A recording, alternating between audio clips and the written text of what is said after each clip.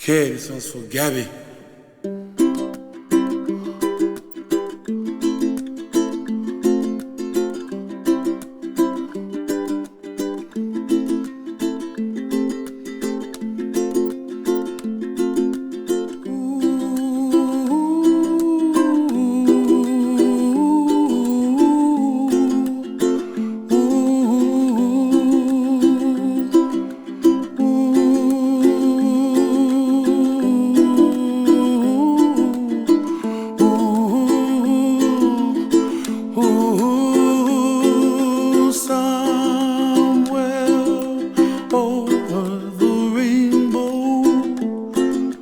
Way up high,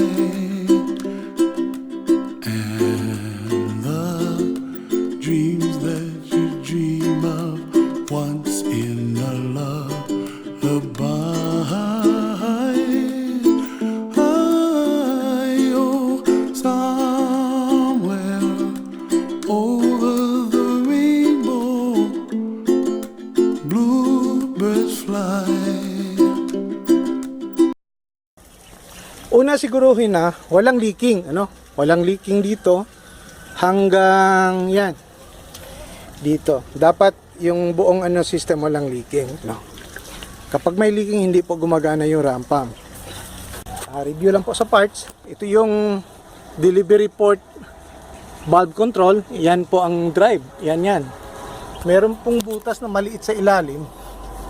Ang tawag po niyan ay snifter. Yan. So una, siguruhin na sarado to. Sarado sila pareho, Ganyan. I-open natin tong drive port. Yan, ganyan. Tapos yung tubig niyan, hindi pa siya nag-automatic kasi yung hangin dito po ay kino-compress, Nasa proseso po ng pagko-compress kasi yung ibang tubig ay pumapasok po sa loob. Wag nyong idiin po, wag nyong bagsakan ng Saral mo lang ng ganyan, kusa siyang bababa. Okay? Tapos, open natin ulit. At close pa rin yun. Tapos, close ulit, bababa siya. Okay? Ganyan lang po. Paulit-ulit. Hanggang sa makakompress na siya dito ng hangin. Ito po yung air chamber or tinatawag natin pressure tank. Or surge tank sa iba. Nagbibuild up po siya ng pressure dito sa loob.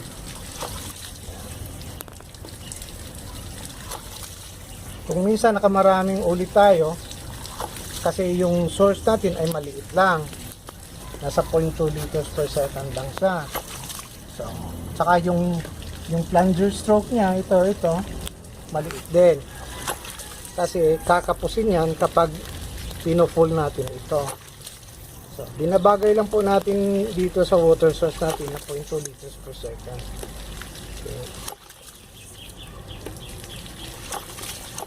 Ayan, automatic na siya. Ibig sabihin, from the air chamber, may nagkaroon na siya ng back pressure. So, ngayon, ihintayin natin na mga ilang sandali lang na masyadong compress na ito. Makikita natin umaalog yan. Nakita mo, tingnan nyo doon yung dry pipe. Ayan, umaalog siya, diba? So, ngayon, i-open natin ito ng bahagya lang. Ayan. Kasi kapag binibigla natin ito, ganyan, nauubos yung hangin ditong bigla, nawala na ng back pressure, hindi na mag-automatic ito. So, mamamatay siya katulad niyan. So, sasara ko lang. Ayan. Kasi naubos yung hangin, habang umaakit yung tubig pataas. Tapos, pag nangyari yan, sara mo lang ulit ito. Tapos, back to step 1. Ayan. Kung maraming tubig sana, hindi sana problema yan. Pero, yung tubig namin very limitado. For this particular demonstration, limitado yung tubig. Sa actual application, karaniwan po ay mas sobra-sobra po ang tubig. Okay. Ganyan lang. Kasi naubos na yung pressurized air. Yan. Okay. Tapos, babalik ulit ako dito. Yan. Change ko lang ng bahagya. So yung tubig nasa loob na, yan, kita mo, umaalit siya, di ba? Maya-maya aagat na rin, makaabot na rin yan sa 6 meters. Ganyan lang muna. So, yun. Kita mo yung may umaagas na tubig sa ilalim. Yan po ang trabaho ng snifter. Yan. Yung snifter po, yung excess pressure niya, habang nag-equalize yung pressure dito, dito lumalabas. Ang tawag niyan pressure relief valve. Dito din siya humihinga ng hangin para i-replenish niya yung hangin dito na dissolve with water. So, yan. Tapos, pwede ko nang adjustan ulit. Yan. Kasi nakakatulong yung tubig na umaakyat doon na nagka-create ng back pressure dito. Yan, may agas na. Pupull ko na lang siguro ito. Ayan. Kasi umaagas na eh. Yan o.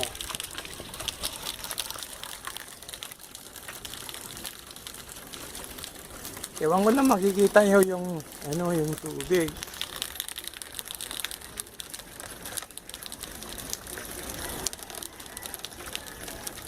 $6 meters po yan. At before, itong delivery pipe na to, doon namin kinakabit sa malayong kahoy. Yan o. Yan. Ito lang, hindi na namin property yan. Kaya, tinanggal na namin. Patay sa isang angle.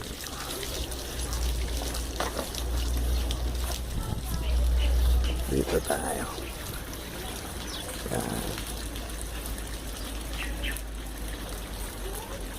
Hindi masyado makikita. Yan. Yan. 24/7 po. Ganyan po ang ram pump. Maraming waste ang ram pump, pero actually hindi po siya waste. Kasi ito yung water source natin. Ito yung ginagamit nating energy na itulak yung tubig. Katulad ng gasolina o kuryente. Yung gasolina kasi nauubos, yung tubig ay hindi. Nare-recycle lang siya, bumabalik siya, kaya tawag sa kanya ay renewable. So kung halimbawa ito ay sapa, ang nangyari, bumabalik lang sa sapa yung sobrang tubig dito. Hindi po yan waste. Hindi katulad ng crudo or gasolina na nauubos, nawawala. So yun po, kung electricity naman, binabayaran natin sa Meralco, kung sa electric company. Pero dito po, wala tayong binabayaran, libre lang po. So yun po ang advantage po ng ram pump.